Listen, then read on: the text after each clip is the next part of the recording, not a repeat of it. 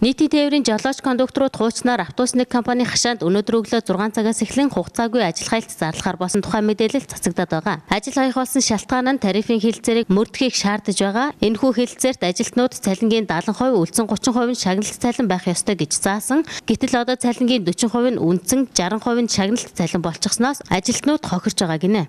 Орлогын төлөвлөгөөг биелүүлэхгүй бол 60% цалин авахгүй байна. Одоогоор автобусны жолоочид 1.1 сая төгрөг, кондуктор 700 мянган төгрөгийн дундаж цалинтай байгаа гинэ. Тиймээс цалингаа нэмэгдүүлэхийг шаардаж байгаа юм байна.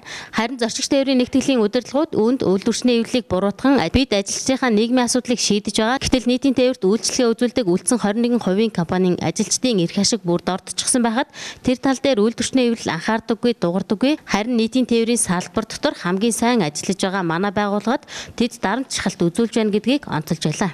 За Монголын тээвэр холбоо газрын төсний үйлдвэрчний эвлэлийн холбооноос энэ зам тээврийн яам, автотээврийн нэгдсэн холбоотой одоо хамтын тарифын гэрээ хэлэлцээр байгуулсан өнгөрсөн жил байгуулсан байдیں۔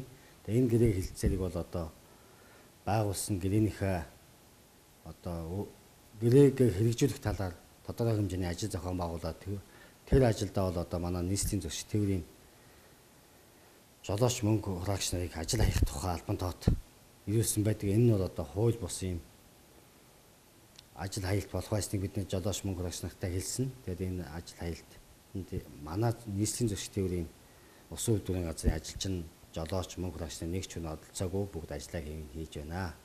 Энэхүү ажил хаялтыг нийт жолооч кондукторуудын ихэнх нь дэмжихгүй байгаа учраас ажлаа хэвийн үргэлжлүүлсэн гинэ. Харин ажил хаялтыг дэмжиж байгаа хэсэг нь эрх баасан гарагт асуудлыг эргэн ярина гэдэг болцолтойгоор өнөөдрийн хувьд ажилдаа гарсан байна.